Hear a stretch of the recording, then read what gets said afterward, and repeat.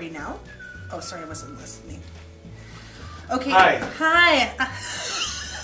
Hi. No, I'm just kidding. Hi, it's me. Hi, I'm Vanessa from Community Natural Foods, and today we're going to be making a yak meat chili. So for these winter months to keep warm, and it's an alternative to, say, beef or something like that you want to use. Yak is really lean and kind of has a gamier flavor, so it's really nice in a chili because it kind of masks that up. So we're going to get started with our mirepoix, which is onions, celery, and carrots. We're going to chop that up and saute it in the pan with some garlic.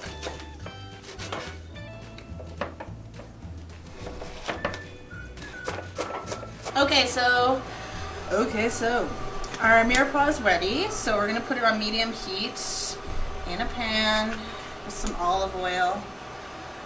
I like to season as I go, so every step of the way you want to be seasoning with a little bit of salt and pepper, just so that you have a balance of seasoning.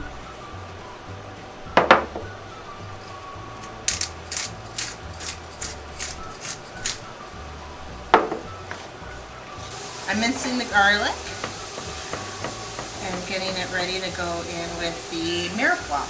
So depending on how you like it, how thin you want to mince it. You can use a food processor if you want, or you can buy minced garlic. I like to use whole cloves and chop it up myself. So we're going to just let that go, and you're going to want to cook your mirepoix down until it's a little bit translucent.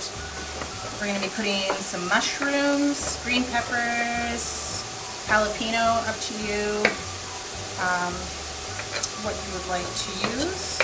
If you want it spicy, I like it spicy, so I like a jalapeno in there. I'm chopping up the peppers and the jalapenos with the mushrooms, and then I'm going to be adding it in next into a little vat of mirepoix we have going on.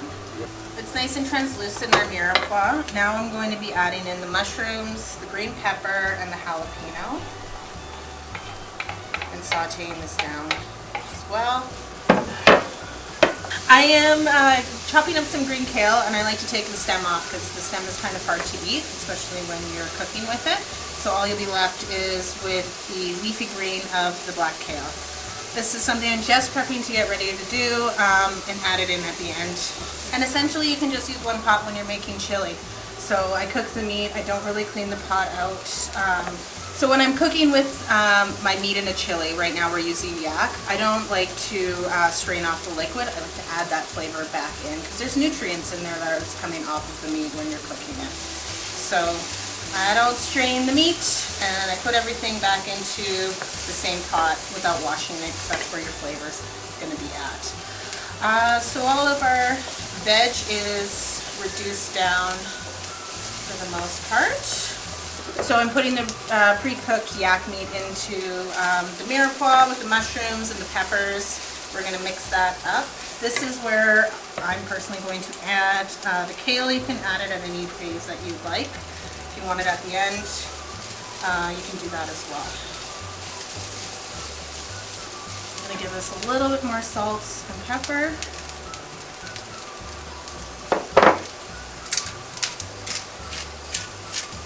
And I'm going to add some chili powder here as well to give it a little bit of a kick. I'm putting in maybe a teaspoon, but it's up to you on how spicy you want it because those jalapenos are also going to add some kick to it.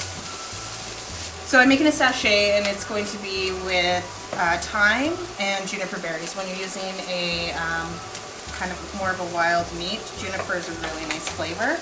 So I'm just going to crack these juniper berries open so that it releases in there. So a sachet is cheesecloth, and we're going to tie it up, and it's going to go in to simmer with the rest of the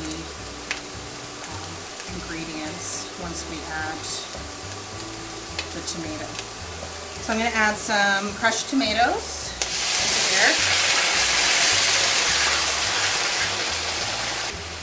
You can use either diced tomatoes or whole tomatoes chopped up.